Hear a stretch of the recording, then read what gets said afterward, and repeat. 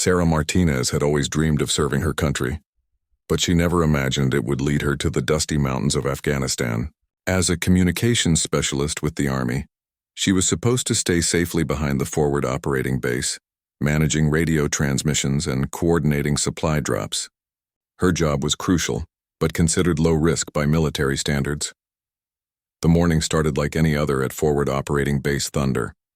Sarah woke before dawn to the familiar sound of helicopters returning from night missions. She grabbed her coffee and headed to the communications center, where banks of radios crackled with voices from units scattered across the rugged terrain. Her job required complete focus. One missed transmission could mean life or death for soldiers in the field. Sarah was 26 years old and had been deployed for 8 months. She came from a small town in Texas where everyone knew everyone, and military service ran deep in her family. Her grandfather fought in Vietnam, her father served in the Gulf War, and her brother was currently stationed in Germany. When she enlisted, her family worried about her safety, but they knew she was determined to make a difference. The base commander, Colonel Mitchell, trusted Sarah completely. She had proven herself reliable under pressure and had an exceptional ability to maintain communication links even during intense firefights. Her calm voice over the radio had guided countless soldiers to safety, and she had earned the respect of every unit she supported. On this particular morning, intelligence reports indicated increased enemy activity in the Korangal Valley. Several villages in the area had gone silent, and reconnaissance drones spotted unusual movement patterns. The Taliban were known to use these remote valleys as staging areas for attacks against coalition forces, and something big seemed to be brewing. Sarah monitored multiple frequencies as different units reported their positions. Alpha Company was conducting a patrol near the Pakistani border. Bravo Company was establishing a checkpoint on the main valley road, and Charlie Company was investigating reports of weapons caches in abandoned buildings. Everything seemed routine until the first distress call came through. Thunderbase, this is Alpha 6, we're taking heavy fire from multiple positions. Request immediate air support. The voice was strained but professional, belonging to Captain Rodriguez, whom Sarah had spoken with dozens of times over the past months. Sarah immediately began coordinating the response. She contacted the air support team, relayed grid coordinates, and maintained constant communication with Alpha Company as they fought to break contact with the enemy. The sound of gunfire and explosions came through clearly over the radio, making her heart race even though she was safely inside the base perimeter. As the morning progressed, the situation deteriorated rapidly. Bravo Company reported being surrounded at their checkpoint, and Charlie Company had discovered not just weapons, but evidence of a major Taliban operation planned for that very day. The enemy had somehow coordinated simultaneous attacks across a wide area, catching the American forces off guard. Colonel Mitchell made a difficult decision. With multiple units under fire and limited air support available, he needed to establish a temporary forward communication post to better coordinate the rescue operations. Someone would have to fly into the valley with portable radio equipment and serve as a relay between the scattered units and the main base. Sarah volunteered immediately. She knew the radio frequencies, call signs, and procedures better than anyone else available. The mission was dangerous. The communication post would be established on a hilltop with limited protection, but it was essential for coordinating the complex rescue operation that was now unfolding. The helicopter ride into the valley was unlike anything Sarah had experienced. Flying low to avoid enemy fire, the aircraft weaved between mountain peaks while the crew scanned for threats. Sarah checked and rechecked her equipment, knowing that once she was on the ground, there would be no room for technical failures. The landing zone was a small clearing on a ridge overlooking the valley. Sarah could see smoke rising from several locations where firefights were ongoing. The helicopter touched down just long enough for her and 2 soldiers to jump out with their equipment, then immediately lifted off to avoid becoming a target. Sarah and her security team, Sergeant Johnson and Corporal Davis, quickly established their position. They set up the radio equipment behind some rocks and began testing communications with all the units in the field. Within minutes, Sarah was coordinating airstrikes, calling for medical evacuations, and helping lost soldiers navigate back to friendly positions. For 3 hours, everything went according to plan. Sarah's communication post proved invaluable in coordinating the complex operation. Alpha Company successfully broke contact and was moving to a safe extraction point. Bravo Company had fought off their attackers and secured their position. Charlie Company had called in airstrikes that destroyed the Taliban weapons cache. Then disaster struck without warning. A Taliban force that had remained hidden during the morning battles launched a surprise attack on Sarah's hilltop position. Sergeant Johnson spotted the enemy fighters climbing the slope just seconds before they opened fire. The firefight was intense but brief. Outnumbered 3-1, Sarah's small team fought desperately to hold their position. Sergeant Johnson was hit in the first exchange of gunfire and went down hard. Corporal Davis tried to return fire while calling for help on his personal radio, but a grenade explosion threw him against the rocks, leaving him unconscious. Sarah found herself alone with 2 wounded soldiers and a radio that was her only link to safety. The Taliban fighters were advancing up the slope, and she could hear them calling to each other in their local language. She had basic combat training, but she was a communications specialist, not an infantry soldier. Her weapon was a standard-issue pistol with limited ammunition. The radio crackled with voices asking for status updates, but Sarah couldn't respond without revealing her position to the advancing enemy. She dragged Sergeant Johnson behind better cover and checked on Corporal Davis, who was breathing but unconscious with what looked like a serious head injury. As the enemy fighters moved closer, Sarah realized that her rescue helicopter wouldn't arrive for at least 30 minutes. The Taliban would reach her position long before then. She was alone, responsible for 2 wounded soldiers, and armed with only a pistol against an unknown number of enemy fighters who knew the terrain perfectly. The sound of boots on rock grew closer, and Sarah gripped her weapon tighter, knowing that the next few minutes would determine whether she would ever see her family in Texas again. Sarah pressed herself against the rocky outcrop, trying to make herself as small as possible while keeping her pistol ready. The Taliban fighters were close enough now that she could hear their heavy breathing as they climbed the steep slope. Sergeant Johnson was unconscious from blood loss, and Corporal Davis remained motionless after the grenade blast. She was truly alone in hostile territory. The first enemy fighter appeared around a boulder about 20 feet away. Sarah held her breath, hoping he wouldn't spot their position immediately.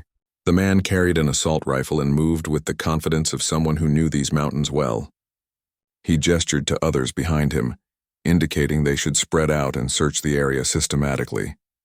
Sarah's military training kicked in despite her terror. She remembered her instructors teaching her to stay calm under pressure, to think clearly even when facing death. She counted the enemy fighters as they came into view, at least 6 men, all heavily armed and moving with military precision. These weren't amateur fighters.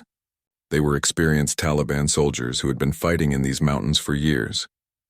The radio beside her crackled softly with transmissions from other units, but Sarah couldn't risk responding. Any sound might give away their hiding spot and get all 3 of them killed instantly. She watched helplessly as the enemy fighters split into 2 groups, one moving to search the left side of the hilltop while the other approached her position from the right. One of the Taliban fighters suddenly called out in English with a thick accent, "American soldiers, we know you are here. Surrender now and you will not be harmed. Continue hiding and we will kill you when we find you." Sarah knew this was likely a lie, but the psychological pressure was intense. Her heart pounded so hard she worried the enemy might hear it. Sergeant Johnson stirred slightly, groaning in pain. Sarah quickly pressed her hand over his mouth to silence him, her eyes wide with fear. The nearest Taliban fighter immediately looked in their direction, having heard the sound. He began moving directly toward their hiding spot, his rifle raised and ready to fire. Sarah made a split-second decision that would haunt her for years. She carefully aimed her pistol at the approaching fighter and fired twice. The shots echoed across the mountainside, and the man fell backward, alerting all his companions to their exact location. Now there was no hiding. It was a fight to the death. The remaining 5 Taliban fighters immediately opened fire on Sarah's position. Bullets struck the rocks around her, sending sharp fragments flying through the air. One piece cut her cheek while another tore through her uniform sleeve. She returned fire with her pistol, but knew she was seriously outgunned and would run out of ammunition quickly. During a brief pause in the shooting, Sarah heard one of the enemy fighters speaking rapidly on a radio. Her heart sank as she realized they were calling for reinforcements. More Taliban soldiers would be arriving soon, and her situation would become completely hopeless. She looked at her watch. The rescue helicopter wasn't due for another 25 minutes. Corporal Davis suddenly opened his eyes and looked around in confusion. Blood trickled down his forehead from the head injury and he seemed disoriented. "What's happening?" he whispered groggily. Sarah quickly explained their situation while keeping watch for the enemy fighters, who had temporarily taken cover behind rocks and trees. "Can you fight?" Sarah asked quietly. Davis nodded weakly and reached for his rifle, which had been thrown several feet away during the grenade blast. Sarah crawled over to retrieve it while the Taliban fighters continued their tactical discussion, apparently deciding on their next move. The rifle was damaged but functional, giving them significantly more firepower. Davis, despite his head injury, was an experienced infantry soldier who had been in firefights before. His presence immediately improved their chances of survival, though they were still heavily outnumbered and surrounded on a hilltop with nowhere to retreat. The enemy attack resumed with increased intensity. The Taliban fighters had positioned themselves to attack from multiple angles, making it impossible for Sarah and Davis to cover all approaches simultaneously. They moved constantly between different pieces of cover, firing at muzzle flashes and trying to prevent the enemy from advancing up the slope. Sarah's communication equipment was hit by enemy fire, destroying their primary radio and leaving them completely cut off from friendly forces. Their backup radio had limited range and couldn't reach the main base directly. They were now isolated on the hilltop with no way to call for help or coordinate their extraction. During the firefight, Sarah noticed movement in the distance. Through her binoculars, she could see more Taliban fighters climbing the mountain from a different direction. The reinforcements had arrived faster than expected, and their tactical situation was deteriorating rapidly. What had been a 6-3 fight was about to become much worse.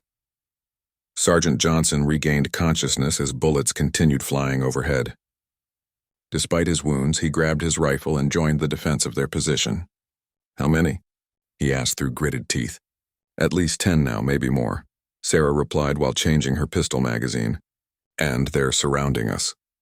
The 3 American soldiers formed a tight defensive triangle behind the rocks, covering all directions as best they could. They were professional soldiers doing their duty, but the mathematics of the situation were clear. They had limited ammunition, no escape route, and an enemy force that continued to grow larger as more fighters arrived. Sarah found herself thinking about her family back in Texas. Her parents would be devastated if she didn't come home. Her younger sister looked up to her and wanted to join the military herself. Her grandmother had always worried about her being deployed to a combat zone, and those fears were now becoming reality on this remote hilltop. The Taliban fighters began using grenades, throwing them toward the American position with increasing accuracy. Each explosion sent rocks and debris flying through the air, and Sarah knew it was only a matter of time before one landed close enough to kill them all. Their cover was being systematically destroyed by the enemy's superior firepower and numbers. As the sun reached its peak in the clear Afghan sky, Sarah realized they had been fighting for over an hour. Her ammunition was running dangerously low, and both her companions were weakening from their injuries. The rescue helicopter still wasn't due for another 15 minutes, and she wasn't sure they could hold out that long. The radio crackled with static, and Sarah heard a faint voice trying to establish contact. It wasn't from their base. The signal was too weak and the call sign was unfamiliar. Someone was trying to reach them, but the damaged equipment made communication nearly impossible. Sarah pressed the transmit button and whispered urgently, "This is Specialist Martinez. We're surrounded and need immediate assistance." The static-filled voice on the damaged radio became clearer after several attempts. "This is Shadow 27, U.S. Navy. We received your distress call. What is your situation?" Sarah's heart leaped with hope, but she remained focused on the immediate danger as bullets continued to strike their position. 3 American soldiers surrounded on hilltop coordinates. Sarah began, but had to dive for cover as another grenade exploded nearby. When the debris stopped falling, she tried again. "We have 2 wounded, limited ammunition, and approximately 15 enemy fighters closing in on our position." The voice on the radio belonged to Lieutenant Commander Jake Morrison, the pilot of a Navy SEAL helicopter that had been conducting operations in a neighboring valley. Morrison had intercepted fragments of Sarah's earlier radio transmissions and realized American soldiers were in serious trouble. Against standing orders to avoid unplanned missions, he had diverted his aircraft toward the sound of gunfire. Morrison's helicopter carried a four-man SEAL team that had just completed a successful raid on a Taliban weapons depot. The SEALs were tired but immediately volunteered to attempt a rescue when they learned about the surrounded soldiers. Team leader Chief Petty Officer Marcus Rodriguez had lost friends to similar ambushes and wasn't about to let more Americans die if he could prevent it. On the hilltop, Sarah's situation continued to deteriorate. Sergeant Johnson had lost consciousness again from blood loss, and Corporal Davis was having difficulty focusing due to his head injury. The Taliban fighters had moved to within 30 yards of their position and were preparing for a final assault that would overwhelm the small American defensive position. Sarah fired her last pistol rounds at advancing enemy fighters, then picked up Sergeant Johnson's rifle. She had basic training with the weapon but wasn't nearly as skilled as a trained infantry soldier. Still, she was determined to fight until the end rather than surrender to an enemy that would likely execute them regardless of any promises. The Taliban fighters seemed to sense victory was near. Their fire intensified, and Sarah could hear them coordinating their final attack in their local language. Some were moving to flank their position while others provided covering fire. It was a textbook infantry assault that would be over within minutes. Through the chaos of the firefight, Sarah heard a new sound, the distinctive whop whop whop of helicopter rotors approaching at high speed. She looked up to see a military helicopter cresting the ridge, flying dangerously low and fast. Hope surged through her exhausted body, but she knew the Taliban fighters would try to shoot down the aircraft before it could help them. Lieutenant Commander Morrison pushed his helicopter to its limits as he approached the hilltop battle. He could see muzzle flashes from multiple positions and realized the American soldiers were completely surrounded. The landing zone was under direct enemy fire, making a normal rescue impossible. He would have to try something extremely dangerous. "Sarah, this is Shadow 27. Morrison's voice came through clearly on the radio. "We're going to create a diversion. When you see us engage the enemy positions, move to the north side of the hill. We'll try to extract you from there." The SEAL helicopter suddenly appeared over the hilltop like an avenging angel. Door gunners immediately opened fire on Taliban positions, their heavy machine guns creating devastating suppressive fire that forced the enemy fighters to take cover. The helicopter's arrival completely changed the tactical situation in a matter of seconds. Sarah grabbed Sergeant Johnson under his arms and began dragging him toward the north side of the hill as instructed. Corporal Davis, despite his injuries, helped carry their wounded comrade while Sarah provided covering fire with her rifle. The SEALs' machine guns had temporarily stopped the Taliban advance, but everyone knew the respite would be brief. The helicopter couldn't hover in one place for long due to enemy fire. Morrison flew in tight circles around the hilltop, allowing his door gunners to engage Taliban positions from different angles while searching for a place to land. The enemy fighters had spread out among the rocks, making them difficult targets even for the experienced SEAL gunners. Chief Rodriguez studied the situation from the helicopter's cabin. The American soldiers were moving toward the north side of the hill, but several Taliban fighters were also repositioning to cut them off. A conventional extraction would be impossible. There was no safe landing zone, and the enemy had too many weapons pointed skyward. "We're going in hot," Rodriguez told his team over the intercom. "Fast rope insertion while we're moving. Hit the ground running and establish a perimeter around those soldiers." It was an incredibly risky maneuver that violated standard safety protocols, but conventional approaches wouldn't work in this situation. The helicopter suddenly dove toward the hillside at a steep angle, surprising the Taliban fighters who had been tracking its circular flight pattern. Morrison leveled off just 15 feet above the rocky ground, while moving at dangerous speed. The four SEALs dropped their ropes and slid down while the aircraft was still in ocean. Sarah watched in amazement as the four Navy SEALs hit the ground, running, and immediately engaged the nearest enemy fighters.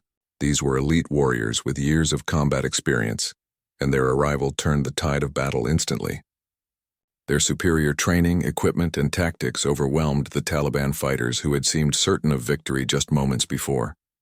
The SEALs moved with deadly precision through the rocks, using advanced communication equipment to coordinate their assault. Within minutes, they had eliminated several enemy fighters and forced the others to retreat down the mountainside. The immediate threat to Sarah and her companions was over, but they were still deep in hostile territory. Rodriguez reached Sarah's position and quickly assessed the situation. Sergeant Johnson needed immediate medical attention, and Corporal Davis wasn't in much better condition. Sarah herself was exhausted, dehydrated, and running on pure adrenaline. Getting them all to safety would require careful planning and flawless execution. "How many enemy fighters are left?"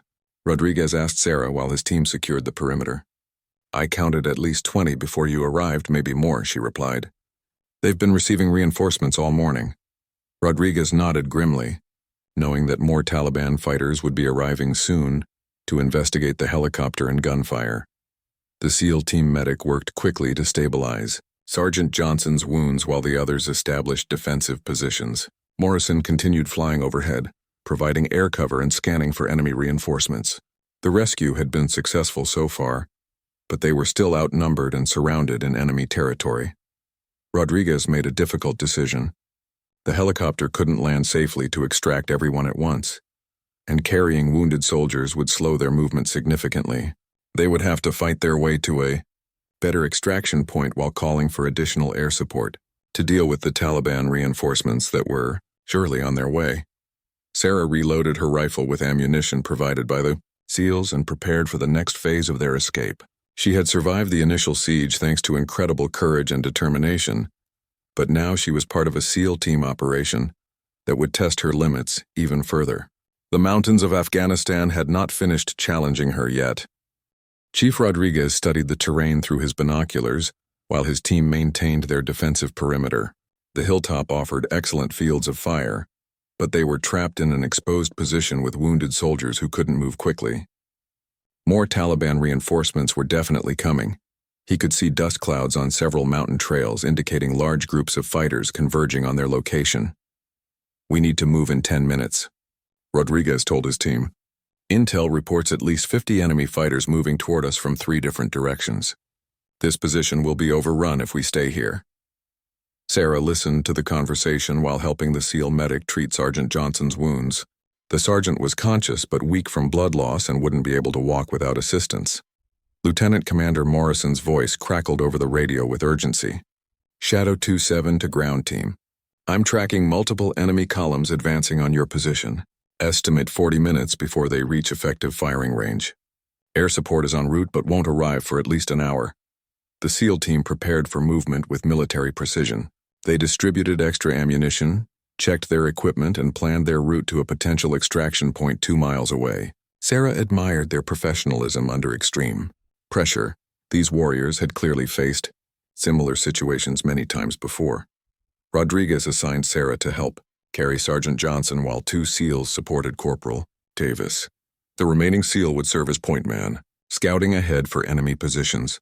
Morrison would continue providing air cover until his fuel situation became critical, then return to base for more ammunition and fuel before coming back. The descent from the hilltop began under covering fire from the helicopter. Sarah struggled with Sergeant Johnson's weight as they moved down the steep rocky slope, but adrenaline and determination kept her going. Every step took them further from their defensive position, but also deeper into Taliban-controlled territory, where enemy fighters knew every trail and hiding spot.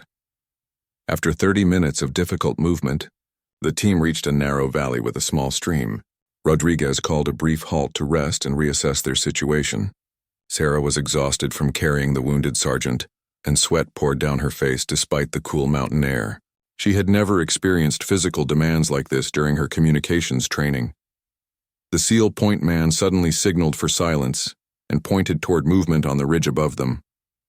Through her binoculars, Sarah could see Taliban fighters positioning themselves to ambush the American team. The enemy had predicted their route and moved into position faster than expected. Rodriguez made rapid tactical decisions. They've got the high ground and were carrying wounded. Direct engagement would be suicide. He studied his map for alternatives while Morrison circled overhead, also watching the enemy fighters take positions along the ridge. "There's a cave system about half a mile ahead," Rodriguez announced. "We can take cover there and call for extraction once air support arrives. But we'll have to move fast and quiet. Those fighters will follow our tracks if they spot us." The team began moving again, this time with even greater urgency. Sarah's muscles burned from the physical exertion, but she refused to slow down. Sergeant Johnson drifted in and out of consciousness as they carried him through the rocky terrain. Corporal Davis was walking on his own but clearly struggling with his head injury. The cave entrance was hidden behind a cluster of large boulders that provided excellent concealment. Rodriguez posted sentries while the medic continued treating the wounded soldiers. Sarah finally had a chance to rest and drink water, but her relief was short-lived when Morrison reported more bad news over the radio. Ground team, this is Shadow 2-7. Enemy forces have surrounded the valley. I count approximately 60 fighters moving into positions on all the ridges. They're setting up a classic ambush pattern. Once you leave that cave, you'll be in a killing zone. Rodriguez cursed quietly as he studied the tactical situation. The Taliban fighters had outmaneuvered them despite the helicopter's mobility advantage. The enemy knew this terrain intimately and had used that knowledge to trap the Americans in what appeared to be an impossible situation. Sarah overheard the SEALs discussing their limited options. They could try to fight their way out, but carrying wounded soldiers through a coordinated ambush would likely result in everyone being killed. They could remain in the cave and hope for rescue, but the Taliban fighters would eventually locate them and attack with overwhelming numbers. The cave system extended deep into the mountain, offering potential escape routes that wouldn't be visible to the enemy fighters on the ridges. However, exploring unknown caves while carrying wounded soldiers presented its own serious dangers. They could become lost underground, run out of supplies, or encounter cave-ins that would trap them permanently. Morrison's helicopter was running low on fuel and ammunition after the extended combat operations. He needed to return to base soon, which would leave the ground team without air support during the most dangerous phase of their escape. The timing couldn't have been worse. Just when they needed him most, he would be forced to abandon them. I'll be back in 2 hours with a full combat load and extra fuel, Morrison promised over the radio. Try to stay hidden until then. Air support should arrive within the hour to provide coverage. Sarah knew that 2 hours felt like an eternity when surrounded by enemy fighters who were actively hunting for them. Rodriguez made the difficult decision to explore the cave system. We can't stay here and we can't fight our way out with wounded. The caves are our only chance. He assigned Sarah to help navigate while his team prepared for underground movement. None of them had cave exploration experience, making this venture extremely dangerous. The SEAL medic gave Sergeant Johnson pain medication to help him stay conscious during the cave journey. Corporal Davis was more alert now, though he still suffered from dizziness and blurred vision. Both wounded soldiers would need proper medical treatment soon, adding urgency to their escape attempt. Sarah checked her watch and realized she had been behind enemy lines for over 6 hours. What began as a routine communication mission had become a desperate fight for survival in some of the most dangerous terrain on Earth. Her family back in Texas would be worried sick if they knew her situation. The team entered the cave system with flashlights and emergency chemical lights. The narrow passages forced them to move in single file, with Sarah helping guide Sergeant Johnson through the rocky underground maze. Water dripped constantly from the ceiling, and the air grew thinner as they moved deeper into the mountain. After an hour of careful underground movement, they discovered a large chamber with multiple passages leading in different directions. Rodriguez studied his compass and map, trying to determine which route might lead them away from the surrounded valley. The wrong choice could trap them permanently in the mountain's depths. Sarah noticed fresh air flowing from one of the passages, suggesting it might lead to another entrance. I think that tunnel connects to the outside, she told Rodriguez. The air movement indicates an opening somewhere ahead. Her observation proved correct. She had always been good at noticing details that others missed. The team followed Sarah's instincts through the winding cave passage. After another hour of difficult movement, they saw daylight ahead. The tunnel emerged on the opposite side of the mountain, well beyond the Taliban ambush positions. They had successfully escaped the trap through underground routes the enemy didn't know existed. Rodriguez immediately contacted Morrison to report their new position and request extraction. The helicopter pilot was already returning from base with fresh ammunition and fuel, ready to continue the rescue operation. Sarah allowed herself to hope that their ordeal might finally be coming to an end. The cave exit opened onto a steep mountainside facing away from the valley, where Taliban fighters continued searching for them. Sarah breathed deeply of the fresh mountain air, while Rodriguez established radio contact with incoming air support. 2 Apache attack helicopters were approaching their position, finally giving them the firepower advantage they needed. Morrison's voice came through clearly on the radio as his helicopter approached the new location. Shadow 27 to ground team. I can see your position and it looks clear. Preparing for extraction in 5 minutes. Sarah felt overwhelming relief wash over her as she realized rescue was finally at hand. However, their situation remained dangerous. The cave exit was on a narrow ledge with steep drops on both sides, making helicopter landing extremely difficult. Morrison would have to perform a precision hover while the team fast roped up to the aircraft. With 2 wounded soldiers, the extraction would be challenging even under ideal conditions. Sergeant Johnson had grown weaker during their underground journey, and the SEAL medic was concerned about internal bleeding that required immediate surgery. Corporal Davis was more alert but still suffered from severe head trauma symptoms. Both men would need to be carefully lifted into the hovering helicopter to avoid making their injuries worse. Rodriguez coordinated with the Apache pilots to provide security during the extraction. The attack helicopters would patrol the surrounding area and engage any Taliban fighters who discovered their location. Sarah watched the powerful aircraft circle overhead like protective angels, their weapon systems ready to unleash devastating firepower.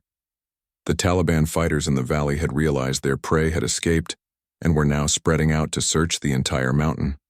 Small groups of enemy soldiers could be seen climbing different slopes, systematically checking every possible hiding place. It was only a matter of time before they found the cave system and discovered the Americans' escape route. Morrison's helicopter appeared around a rocky outcrop and moved into position above the narrow ledge. The rotor wash created fierce winds that made standing difficult, and loose rocks tumbled down the mountainside. Sarah helped secure the wounded soldiers while the SEALs prepared the extraction ropes. The first problem became apparent immediately. There wasn't enough space on the ledge for everyone to wait safely during the extraction. The helicopter's rotors came within feet of the rock walls, and any sudden movement could result in a catastrophic crash. Rodriguez made the difficult decision to extract the wounded soldiers first, then return for the others. Sarah found herself volunteering to ride up with Sergeant Johnson to help stabilize him during the ascent. The SEAL medic would accompany Corporal Davis on the second lift. This meant Sarah would be separated from the SEAL team that had saved her life. Trusting her safety to the helicopter crew she had only known through radio transmissions. The extraction harness felt strange around Sarah's body as Morrison's crew chief prepared her for the ascent. She had never been lifted by helicopter before, and the thought of dangling hundreds of feet above the rocky mountainside was terrifying. But Sergeant Johnson needed medical attention desperately, and she was the logical choice to accompany him. Hold on tight and don't look down, the crew chief advised with a reassuring smile. We've done this hundreds of times. Sarah nodded nervously while checking Sergeant Johnson's harness one final time. The wounded soldier was barely conscious but managed to squeeze her hand in gratitude. The ascent began smoothly, with Sarah and Johnson rising slowly toward the hovering helicopter. The mountain landscape spread out below them in breathtaking detail. Jagged peaks, deep valleys, and winding trails that had been carved by centuries of use. For a moment, Sarah almost forgot the danger they were in.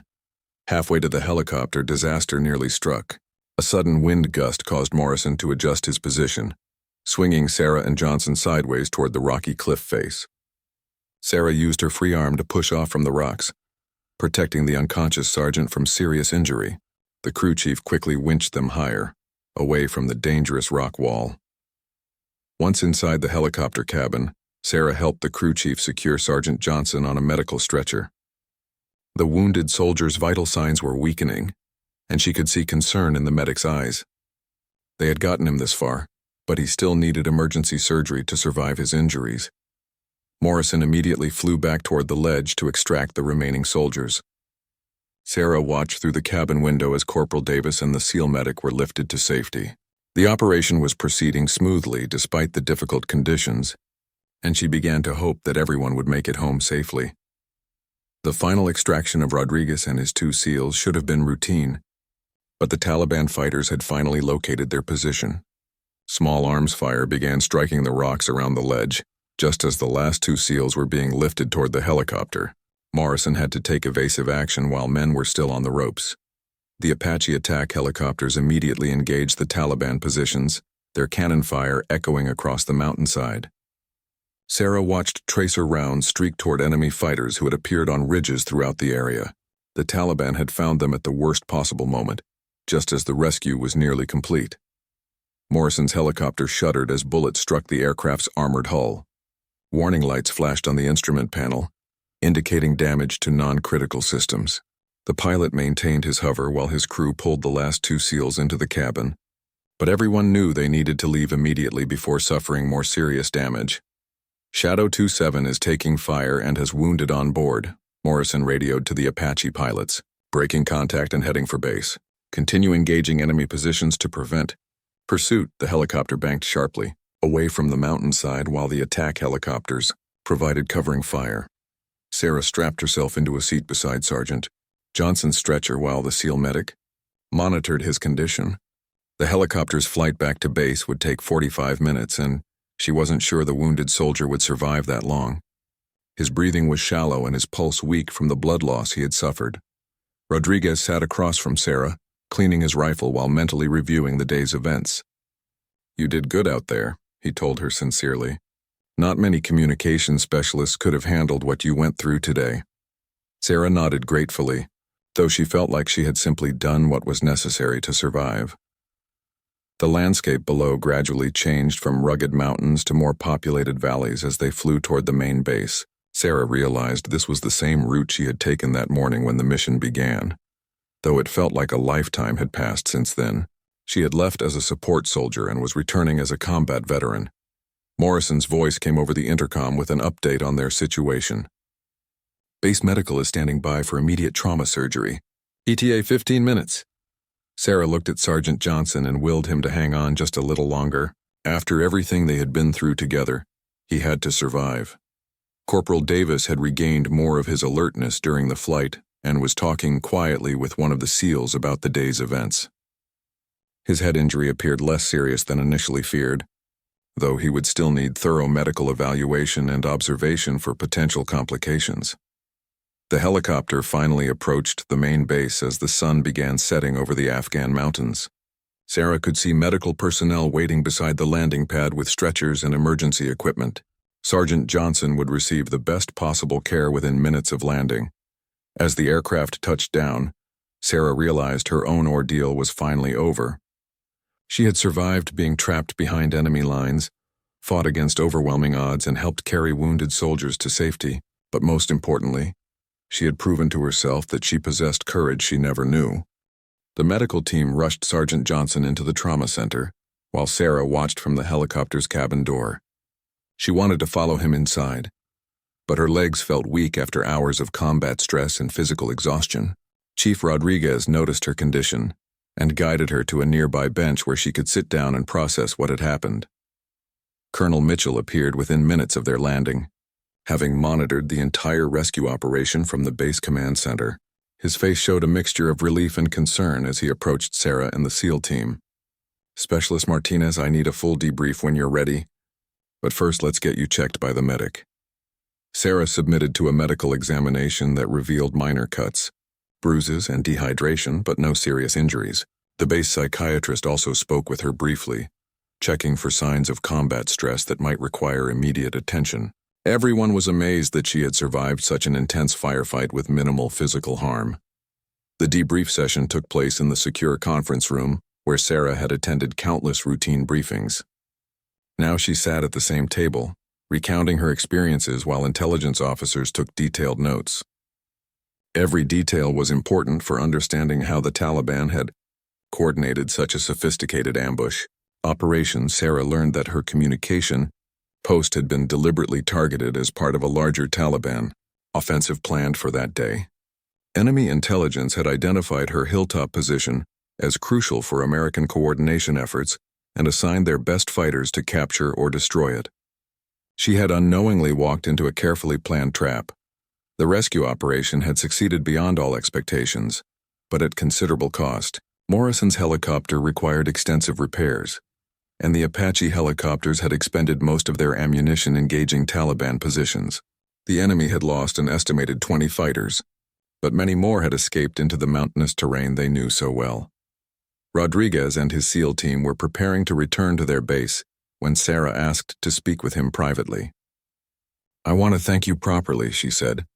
"You saved my life and the lives of my soldiers. I'll never forget what you did today." The experienced warrior smiled and shook her hand firmly. "You saved yourself," Rodriguez replied. "We just provided transportation home. Not many soldiers could have held that position as long as you did." His words meant more to Sarah than any medal or commendation could. These elite warriors had accepted her as one of their own. Lieutenant Commander Morrison visited Sarah in the medical tent that evening while she was being treated for dehydration. "Your radio work today was exceptional," he told her. "Without your coordinates and situation reports, we never would have found you in time." Sarah thanked him for taking the risk to rescue soldiers he had never met. Sergeant Johnson underwent emergency surgery that lasted 6 hours. The base surgeon managed to repair the internal bleeding and stabilize his condition, though full recovery would take months of rehabilitation. Sarah visited him in the intensive care unit where he was conscious but heavily medicated for pain. "Did we all make it?" Johnson asked weakly when he saw Sarah beside his hospital bed. "We all made it," she confirmed, squeezing his hand gently. "Davis is doing fine and the SEALs got us out safely." Johnson smiled and closed his eyes, finally able to rest knowing his team had survived. Corporal Davis recovered quickly from his head injury and was back on limited duty within a week. He insisted on thanking Sarah personally for helping carry him to safety during the firefight. "I remember you dragging me behind those rocks when the grenades started exploding," he said. "You probably saved my life." The base chaplain visited Sarah several times during her recovery period, helping her process the emotional impact of her first combat experience. Killing enemy fighters in self-defense was never easy, even when completely justified. Sarah struggled with nightmares and anxiety attacks that were normal responses to such intense trauma. Sarah's family back in Texas learned about her experience through official military channels. Though many details remained classified, her parents flew to Germany to visit her when she was transferred there for additional medical evaluation and counseling. Seeing their faces again helped Sarah begin the long process of emotional healing. The military investigation concluded that Sarah had performed exceptionally under extreme circumstances. Her communication skills had been crucial for coordinating the rescue operation, and her combat actions had directly saved the lives of her wounded soldiers. She was recommended for the Bronze Star Medal with Valor device. 3 months later, Sarah stood at attention in the base theater while Colonel Mitchell pinned the Bronze Star to her uniform. Sergeant Johnson, now walking with crutches, attended the ceremony along with Corporal Davis and the SEAL team that had rescued them. The entire base turned out to honor their courage under fire. Rodriguez spoke at the ceremony, telling the assembled soldiers about Sarah's bravery during the hilltop siege. She held that position against overwhelming odds while caring for wounded soldiers and maintaining communications with rescue forces. Her actions exemplify the best traditions of American military service. Morrison also attended the ceremony, flying in specially for the occasion. He presented Sarah with a signed photograph of his helicopter crew and told the audience about her calm professionalism during the dangerous extraction operation. She never panicked, never gave up, and never left her soldiers behind. Sarah's speech at the ceremony was brief but heartfelt. "I did what any soldier would do in that situation," she said. "My training prepared me for the technical aspects, but my fellow soldiers gave me the courage to continue fighting. This medal belongs to all of us who were on that hilltop." After the ceremony, Sarah requested assignment to a forward operating base, where she could continue supporting combat operations. Her superiors initially resisted, suggesting she take a safer rear area assignment after her traumatic experience. But Sarah insisted that she belonged with soldiers who depended on reliable communications. 6 months later, Sarah was promoted to sergeant and assigned as a communication team leader at a new base near the Pakistani border. Her reputation had spread throughout the military, and soldiers felt more confident knowing she was coordinating their radio traffic. Her experience behind enemy lines had made her a better soldier and leader. Sergeant Johnson eventually returned to full duty after extensive rehabilitation, though he walked with a slight limp from his injuries. He requested assignment to Sarah's communication team, saying he trusted her leadership more than anyone else in the Army. Their shared experience had created an unbreakable bond between them. Rodriguez retired from the Navy 2 years later and visited Sarah at her new assignment. "I heard you're training new communication specialists now," he said. "Teaching them how to survive behind enemy lines?" Sarah laughed and replied, "I'm teaching them that courage isn't the absence of fear. It's doing your job despite being terrified." Morrison continued flying rescue missions throughout his deployment and saved dozens more lives before returning home. He stayed in contact with Sarah through email, sharing stories of successful rescues and asking about her continued service. Their shared experience had created lasting friendships that transcended military rank and service branches. Sarah completed 2 more deployments to Afghanistan before transitioning to a training role at Fort Gordon, where she taught advanced communication procedures to new soldiers. Her story became part of the curriculum, inspiring young soldiers to understand that any mission could become a life-or-death situation, requiring extraordinary courage. 10 years after that day on the hilltop, Sarah attended a reunion of all the soldiers involved in the rescue operation. They gathered at a restaurant near Fort Bragg, sharing stories and catching up on their lives. Johnson brought his wife and children. Davis had become a successful businessman, and the SEALs remained active in various military roles. During the reunion dinner, Rodriguez raised his glass for a toast to Sarah Martinez, who proved that heroes come in all forms and that courage is found in unexpected places. She reminded us all why we wear the uniform and why we never leave anyone behind. Everyone stood and applauded the woman who had started as a simple communication specialist and become a symbol of American military valor. Sarah looked around the table at the faces of men who had risked their lives to save her and who had become lifelong friends through shared adversity. Her journey from that terrifying day behind enemy lines had led to a fulfilling military career, lasting friendships, and the knowledge that she had served her country with honor when it mattered most.